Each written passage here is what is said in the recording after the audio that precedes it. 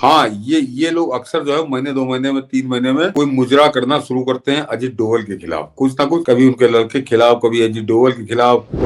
लेकिन ये तो मैंने कहा एक चीन से मामला था, और चीन पर लेकर एक बहुत बड़े मिशन पे काम कर रहे हैं अजीत डोभाल। और अगर उसमें वो सफल हुए, कि डोनाल्ड ट्रंप जो है बड़ा अनसर्टेन आदमी है, कि वो शाम को कुछ कह के सोएगा, सवेरे उठ के कुछ उसका उल्टा कह देगा वो। यानी इस साल का आंकड़ा जो है करीब करीब 400 पाकिस्तानी जवान, उनकी सेना के 400 जवान उन्होंने मार डाले अब तक। अजीत डोभाल भी गजब का कहर ढाए हुए हैं, कमाल कर रहे हैं। अजीत डोभाल चाइना में है। अब देखिए, इंटरेस्टिंग ये है कि रसिया के राष्ट्रपति आने वाले हैं भारत, और रसिया के राष्ट्रपति भारत आने से पहले माना जा रहा है कि चीन के राष्ट्रपति का भी भारत आना है। ऐसे कंडीशन में उनका, डोभाल साहब का चाइना जाना और कनाडा का कान अमेट कर उसे सीधा कर देना, ये दिखता है कि ऐसा नहीं कि 370 के खात्मे के बाद जो बिरयानी खा रहे थे उसके बाद वो घर पे सो रहे हैं डोभाल साहब। देखिए, डोभाल क्योंकि पॉलिटिकल आदमी नहीं है, पॉलिटिकली वो कभी सामने भी नहीं आते, ना कभी किसी विवाद में पड़ते। हाँ, ये लोग अक्सर जो है महीने 2 महीने में 3 महीने में कोई मुजरा करना शुरू करते हैं अजीत डोभाल के खिलाफ, कुछ ना कुछ, कभी उनके लड़के के खिलाफ, कभी अजीत डोभाल के खिलाफ, कभी किसी मुद्दे को लेकर ये उनके पीछे पड़ जाते हैं। लेकिन उनको कोई पॉलिटिक्स वो करते नहीं, पॉलिटिक्स में सामने आते नहीं, तो उनकी सेहत पर कोई असर नहीं पड़ता। अभी पिछले 2 महीने से अजीत डोभाल एक बार फिर फॉर्म पे आ गए। ऐसे होता ना कि विराट कोहली का इस समय फॉर्म चल रहा है तो हर मैच में सेंचुरी, कभी कभी फॉर्म ठीक नहीं होता तो आदमी साइड में रहता है। तो इस समय अजीत डोभाल पूरे फॉर्म पे हैं।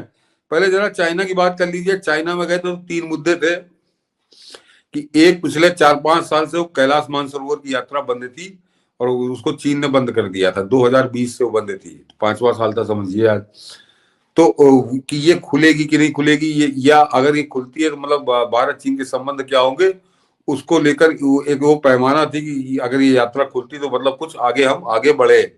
तो वो यात्रा पे समझौता हो गया। वो अब अगले साल से आप वहां पे दर्शन करने जा सकते हैं। हालांकि उसका एक बड़ा दूसरा रूप प्रधानमंत्री मोदी ने निकाल दिया था, कि उत्तराखंड से जो बूढ़ा कैलाश है, छोटा कैलाश का क्या जगह है, वहां से आप पिथौरागढ़ से आप डायरेक्ट कैलाश मानसरोवर के दर्शन कर सकते हैं हिंदुस्तान में रहते हुए। तो वो नरेंद्र मोदी ने एक नया रास्ता निकाल दिया था, लेकिन अब वो क्योंकि बंद था। लेकिन डोभाल के जाने के बाद डोभाल के समझौता ये हो गया कि अब आप कैलाश मानसरोवर जाएंगे। इसके अलावा नाथुला दर्रा जो है, वहां से मनीष जी हमारा ट्रेड होता था, तो वो भी बंद था। तो वहां से ट्रेड खुलेगा कि नहीं, तो वो इस यात्रा में खबर आई है कि वो भी समझौता हो गया, और नाथुला का जो दर्रा है वो आपको ट्रेड के लिए अब खुल गया है, वहां से अब ट्रेड होगा। और तीसरा मामला वो नदियों को लेकर था, नदियों के पानी के बंटवारे को लेकर। तो वो मामला अभी उसकी कोई खबर नहीं है, अभी उस पर समझौता बातचीत आगे बढ़ेगी। तो ये 3 मुद्दे थे इस समय डोभाल साहब के। तो उसमें से 2 तो 100% सॉल्व हो गए, तो 66% तो ये यात्रा उनकी सफल रही। और वो नदियों वाला है तो उसका अभी फाइनल रिजल्ट नहीं आया है अब के लिए, तो फिर अगली बैठक में होगा। तो और अजीत डोभाल का जो रिसेप्शन हुआ है चीन में, वो भी बता रहे हैं कि बहुत बढ़िया रिसेप्शन हुआ। और वो फिलहाल अभी जो कुछ वहां की माहौल की खबर है वो फ्रूटफुल खबर है। लेकिन ये तो मैंने कहा एक चीन से मामला था, और चीन पर लेकर एक बहुत बड़े मिशन पे काम कर रहे हैं अजीत डोभाल। और अगर उसमें वो सफल हुए तो प्रधानमंत्री मोदी और अजीत डोभाल और जयशंकर, इस तिकड़ी को ये देश सदियों याद रखेगा मनीष जी, सदियों। कि उनका यह है कि जो हमारा चीन के साथ लड़ाई किस बात की, चीन के साथ हमारी सीमा विवाद है, कि वो कहता है हमारी सीमा यहाँ से, हम कहते हैं तुम्हारी सीमा यहाँ से है। ये विवाद है, और इसको कांग्रेसियों ने 70 साल तक इसको पाले रखा। कि अब प्रधानमंत्री मोदी ने बीड़ा उठाया, और उसके लिए एस जयशंकर और अजीत डोभाल, ये 2 आदमी उसकी कमान संभाले हैं, कि इस सीमा विवाद का स्थायी हल निकल जाए और हमारी एक परमानेंट बॉर्डर लाइन हो जाए। ये इस बार भी यात्रा में उनका उद्देश्य यही है। तो वो इतनी जल्दी हल नहीं होगा, लेकिन जो जिस तरह की बातें हो रही हैं, तो संभवतः आने वाले 4-5 साल के अंदर हम उस निष्कर्ष पर भी पहुंच जाएंगे। ये बिल्कुल साफ संकेत है, और इसको मैं कहीं की ईंट कहीं का रोड़ा जोड़ के बताता हूं आपको, क्योंकि उसी तरह की बातें होती हैं। कि अभी डोनाल्ड ट्रंप ने अपने शपथ ग्रहण में शी जिनपिंग को न्योता दिया। लेकिन नरेंद्र मोदी को न्योता नहीं है मनीष जी, अभी तक तो नहीं है, अभी तक तो नहीं है। अभी वो कह रहे हैं कि हम बांट रहे हैं, तो अब देखे क्या होता है। और वो न्योता दिया और उसी से चीन ने मना कर दिया कि हम तुम्हारे नहीं आ पाएंगे। जो भी कहा उसने, फिलहाल शी जिनपिंग वहां पे नहीं जाएंगे। जैसे ही उसने न्योता दिया उसके कुछ ही घंटे में वापस हो गया कि हम तुम्हारे यहाँ नहीं आएंगे। क्यों? क्योंकि डोनाल्ड ट्रंप जो है बड़ा अनसर्टेन आदमी है कि वो शाम को कुछ कह के सोएगा, सवेरे उठ के कुछ उसका उल्टा कह देगा। वो उसको इससे कोई मतलब नहीं कि हमने शाम को कहा क्या था। और चीन ऐसे किसी आदमी से, खासकर जो अमेरिका का राष्ट्रपति हो, उससे कोई धोखेधड़ी वाले काम वो नहीं करना चाहता। और हिंदुस्तान आज की तारीख में तीसरी, अगर चीन अमेरिका की बात करिए तो उसके बाद तीसरी सबसे बड़ी ताकत के रूप में उभर रहा है। और चीन भी इस बात को अच्छे से समझ चुका है कि अगर भारत के साथ हमारा कोई विवाद परमानेंट खत्म हो और हमारे संबंध ठीक हो, तो फिर बहुत बड़ी ताकत इस एशिया के अंदर ये दोनों हो जाएंगे। दो तरक्की कर, दोनों बहुत बड़ी ताकत होंगी। दुनिया कोई लड़ने के हैसियत में नहीं रहेगा अमेरिका अमेरिका कोई। तो अब वो जो एक कुछ तुम समझे कुछ हम समझे, परमानेंट ना मित्र होता ना परमानेंट दोस्त होता। लेकिन एक जो बड़ी समस्या भारत चीन के बीच है, और उस नेहरू को दी हुई है, जिसकी वजह से वो 40,000 किलोमीटर जमीन हमारी हड़प को बैठा, तो वो अपने आप अगर खत्म कर लेते हैं और अगर इसमें सफल हुए, तो मैंने कहा ना, 1-2 साल नहीं, सदियों लोग याद रखेंगे कि ये तिकड़ी थी भारत की तरफ से जिसने इस बहुत बड़ी समस्या को हल किया, और भारत की बहुत बड़ी तरक्की होगी। बाकी इकारी भिखारी जो है अगल बगल के, इसके अलावा जब इधर आ जाइए जरा डोवल को, तो अफगानिस्तान में गुड़, गेहूं और दवा हिंदुस्तान ने इफरात देनी शुरू कर दी। मनीष जी, इफरात, जितनी जरूरत है उससे तुम ज्यादा ही लो हमसे। इधर भिखारी को नहीं दिया। और उसका नतीजा यह है कि वहां तहरीके तालिबान ऊधम काटे हैं, सिंध में ऊधम काटे हैं, बलूचिस्तान में ऊधम काटे हैं, वो केपीके में। यानी इस साल का आंकड़ा जो है करीब करीब 400 पाकिस्तानी जवान, मैं पब्लिक की बात नहीं कर रहा हूँ, उनकी सेना के 400 जवान उन्होंने मार डाले अब तक 2024 के अंदर। ये ऊधम तहरीके तालिबान वहां काटे हैं। और केवल भारत ने दिल खोल के मदद दवा की और गेहूं की है। ये कौन बैठ के पूरा खेल खेल रहा है? भारत तो मदद कर रहा है ना, उसके अलावा उस मदद का क्या इस्तेमाल है ये कोई और कर रहा है, तो उसको ज्यादा कुछ कहने की जरूरत नहीं है। उसी तरह से मनीष जी बांग्लादेश बहका था, बांग्लादेश बहका, और वो तो बिहार उड़ीसा और बंगाल मिला के अपना अलग बड़ा बांग्लादेश, बड़ा बृहद बांग्लादेश बनाने का वो उसने जो उसका यूनुस का जो ओएसडी है वो पागल हुआ कि हम जो है बृहद बांग्लादेश बनाएंगे और वो करेंगे। तो एक अभी तक अगर आप उसको पता करिए तो वो अराकान आर्मी जो है वो बड़ी कमजोर टाइप का, मतलब एक उग्रवादी संगठन कह लीजिए उसको, जो भी कहिए, वो बड़ी कमजोर टाइप की थी, मरी हुई उसकी औकात रही थी कि वो कहीं को लड़ाई लड़ाई कर सके। अचानक वो 2 महीने के अंदर बड़ी पावरफुल हो गई और उसने म्यांमार की सेना के भी भूसा भरना शुरू किया। और ये बांग्लादेश के अंदर वो घुस गई है, जो अब तक खबर आ रही है वो टेकनाफ टेकाफ करके है उस शहर पर बांग्लादेश के, कहा जा रहा है कि उसका कब्जा हो चुका है। और 271 किलोमीटर की जो बांग्लादेश की बॉर्डर है उस पर उसका कब्जा है बॉर्डर पर। और वो आने वाले समय में चटगांव, जो उनका सबसे बड़ा पोर्ट आप कह सकते हैं, सबसे इंपॉर्टेंट पोर्ट है, उस पर कब्जा करने का वो प्लान बना रहे हैं। और उसका बहाना वो दे रहे हैं तुमने यहाँ रोहिंग्या फंसा रखा है और ये रोहिंग्या हम पे हमला कर सकते हैं, तो वो चटगांव तक जाने की तैयारी कर रहे हैं अराकान आर्मी जो है। और उनको भी मदद पहुंचाई गई है, जो मानवीय आधार पर, कहा जाता है कि मानवीय आधार पर इन्होंने किया। ये देखिए क्या कह रहे हैं मनीष जी, सतीश जी, म्यांमार में अराकान आर्मी, हाँ मैं वही कह रहा हूँ कि वो जो अभी आधिकारिक तौर पर नहीं है, तो वो घुस गई। मेरा कहना कुछ और है कि वो घुस गई है या घुस जाने वाली है, इससे मतलब नहीं है। जो जो इधर बिहार और बंगाल उड़ीसा को लेकर सपना देख रहे थे, वो पूरा वो जिहादी उधर लग गए। वो जो 3 फुटिया मौलाना, 4 फुटिया मौलाना और 5 फुटे मौलाना जो थे वो पाकिस्तान के दीवाने थे, उनके प्राण संकट में आ गए हैं कि कहीं इधर से उनको डबल मार पड़नी शुरू हो जाएगी।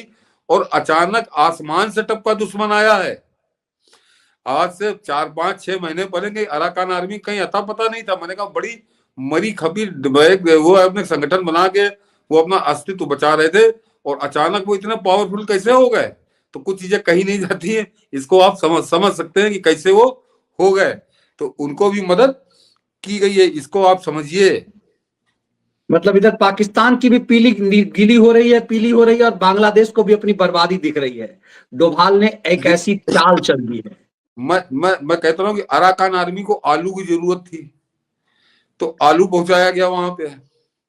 आलू, उसको भरपूर आलू दिया तो आलू खा थोड़ी ताकतवर हो गई वो। और आलू के साथ क्या क्या पहुंचाया गया ये या तो वो जानती है या भारत जानता है। लेकिन ये बात है। वो आलू इतना कमाल दिखा रहा है कि बांग्लादेश की नाक में दम हो चुका है, यूनुस के पजामा जामा सब उतर चुका है, और वो बॉर्डर बचाना उसके लिए मुश्किल है। चटगांव, अगर चटगांव पोर्ट उससे चला गया तो बहुत बड़ी तबाही बांग्लादेश की तो वहां एक सर पे तैयार है। और वो रोहिंग्या बड़ा जानी दुश्मन है, तो अपने आप में किस तरह से उलझा दिया बांग्लादेश को। और इधर अपनी सप्लाई रोक दी कि ना चावल जाएगा, ना शक्कर जाएगी, ना आलू जाएगा, ना मछली जाएगी, कहीं कहीं कुछ नहीं। ये देखिए, हाँ वो सही कह रहे था पर जी, वहां पे आग मुझते हैं वो, जो अगर सामान्य भाषा में कहूँ। और बांग्लादेश की नींद उड़ी हुई है वो यूनुस की। तो हम लोग जो 20 जनवरी की बात कर रहे थे, उसका 20 दिसंबर से जीना हराम है। लेकिन इन सब मामलों का आप किसको श्रेय देंगे? बिल्कुल, इन इन सब सब, मामलों का आप किसका सिर, लेकिन एक तो और पप्पू है सर कनाडा में। वो हाँ पप्पू, कनाडा के पप्पू मिसिंग हो रहा है। अजीत डोभाल ने तो कनाडा के पप्पू को भी औकात बताया है। उसकी तो मैंने खबर भी लगाई, जरा दिखा दीजिए मनीष जी। जी। उसको तो गजब का जो है, मैंने उसके ऊपर जो लिखा है वो अपने आप में दर्शक उसको समझ जाए हैं कि अब तो कनाडा पुलिस ने भी लगाई भारत के दावे पर मुहर। खालिस्तानियों के दोस्त ट्रूडो से क्यों मांगा इस्तीफा? तो आप इसको सोच लीजिए मनीष जी, मैंने ऊपर जो लिखा है वो अपने आप में सारे, जरा पहले ट्वीट दिखा दीजिए मेरा, तो दर्शक उसको, हाँ, मोहरा नहीं, मोहरा पलटा नहीं बल्कि शतरंज की बिसात से बाहर फेंक देने की तैयारी हो चुकी है। ये है कमाल भारत का, उस कमाल को अंजाम दे रहे हैं ऐसे अजीत डोभाल। तो ये नरेंद्र मोदी नहीं करते, नरेंद्र मोदी टास्क देते हैं, उस टास्क को पूरा कैसे करना है ये डोभाल साहब कर रहे हैं। तो जरा अभी ये खबर, हाँ ये खबर तो मनीष जी पूरी पढ़ दूं, ताकि तभी दर्शकों को आनंद आएगा कि ये मतलब आपको खुशी होगी कि जो कनाडा अभी 6 महीने पहले तक हमारे लिए बड़ा सरदर्द था और बड़ा वो ज्ञान बांट रहा था कि कनाडा के प्रधानमंत्री जस्टिन ट्रूडो की मुसीबतें लगातार बढ़ती जा रही हैं। जहां एक तरफ पार्टी के सांसद उनसे इस्तीफा की मांग कर रहे हैं, वहीं दूसरी तरफ अब कनाडा पुलिस ने भी प्रधानमंत्री जस्टिन ट्रूडो पर पूरी तरह से अविश्वास जता दिया है। कनाडा पुलिस की दो संगठन ने प्रधानमंत्री जस्टिन पर कनाडा में बदहाल कानून व्यवस्था देने का आरोप लगाया। पुलिस संगठन का आरोप है कि जस्टिन के राज में अपराधी कल्चर बढ़ा है, अवैध हथियारों और ड्रग्स की सभ्यता को बढ़ावा मिला है। सबसे बड़ी बात यह है कि जिन अपराधियों को पुलिस अपनी जान पर खेलकर पकड़ती है, उन अपराधियों को कोर्ट से खड़े खड़े जमानत मिल जाती है। दिलचस्प बात यह है कि टोरंटो पुलिस एसोसिएशन ने इस बाबत सबसे पहले पहल की। उन्होंने बाकायदा अपने आधिकारिक ट्विटर हैंडल पर भी जस्टिन ट्रूडो की गलत नीतियों का हवाला देते हुए कहा कि खोखले वादों और बातों का बहुत कम अर्थ है और वे हमारे सदस्यों और आम जनता के प्रति कपटपूर्ण बने हुए हैं। हिंसक अपराध, बंदूक अपराध और वास्तविक जमानत सुधार की कमी जनता, अधिकारियों और पूरे समाज को खतरे में डालने के अलावा कुछ नहीं करती है। टोरंटो पुलिस एसोसिएशन के समर्थन में अब दिरहम क्षेत्रीय पुलिस एसोसिएशन भी आ गई है। उसने भी अपने आधिकारिक ट्विटर पर समर्थन देते हुए जस्टिन ट्रूडो पर अविश्वास जताया है और उनसे इस्तीफा देने की मांग करते हुए चुनाव कराने की बात कही है। यानी देश की जिस पुलिस को देश में कानून व्यवस्था का राज कायम करना है, वही पुलिस अपने प्रधानमंत्री पर पूरी तरह से अविश्वास जताते हुए उनसे इस्तीफा देने की मांग कर रही है। ऐसे में समझा जा सकता है कि कनाडा में कानून व्यवस्था का क्या हाल होगा। ध्यान रहे कि जस्टिन ट्रूडो खालिस्तानी आतंकवादियों के झांसे में आकर तमाम नियम कानून को ताक पर रख चुके हैं, जिसका फायदा उठाकर खालिस्तानी आतंकवादी गन कल्चर और ड्रग्स को बढ़ावा दे रहे हैं। अब मनीष जी मैं जरा समझाता हूँ, ये तो मैंने खबर आपको पढ़ दी कि ये जो दो पुलिस की एसोसिएशन है, दोनों ने इस्तीफा मांग लिया है कि वो आज ही जा गए हैं इसके इन कर्मों से। तो अब ये खेल दूसरा है, लेकिन जस्टिन ट्रूडो जैसा मूर्ख प्रधानमंत्री मैंने नहीं देखा। और उसका कारण बताता हूं कि इसको एक सबक भारत सिखा चुका था। एक बार भारत इसको सबक सिखा चुका था। याद करिए जिस समय खालिस्तानी गुंडों ने हमारे दिल्ली में ट्रैक्टर लेके घुसे थे और इन्होंने आफत जो दी थी, 500 ट्रैक्टर और 600 ट्रैक्टर, सलीम यादव और वो राकेश डकैत, ये सब यहाँ बड़ा माहौल बना रहे थे तो वो खालिस्तानी गुंडे और उनकी पूरी जो ऊर्जा थी वहां से कनाडा से उनको पैसा मिल रहा था, वो यहाँ पे गुलशर्रे उड़ा रहे थे। किसानों के धरने में पिज्जा और चल रहा था, जलेबी चल रही थी, तो वो सब मालूम था क्यों हो रहा है, कैसे हो रहा है। लेकिन सरकार भी सब कुछ समझ रही थी और वो जान रही थी कि ये जो है ये मोहरे हैं, खेल इनके हिसाब से शतरंज खेल कोई और रहा है। और मनीष जी याद करिए, सब अभी याद आ जाएगा, दर्शकों को भी याद आ जाएगा कि पलट के जवाब कैसे भारत ने दिया था।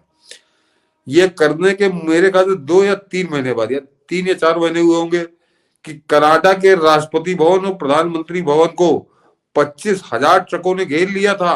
याद करिए, ट्रक वालों का बड़ा भारी प्रदर्शन हुआ था, महीनों घेरे रहे थे राष्ट्रपति भवन और प्रधानमंत्री भवन को।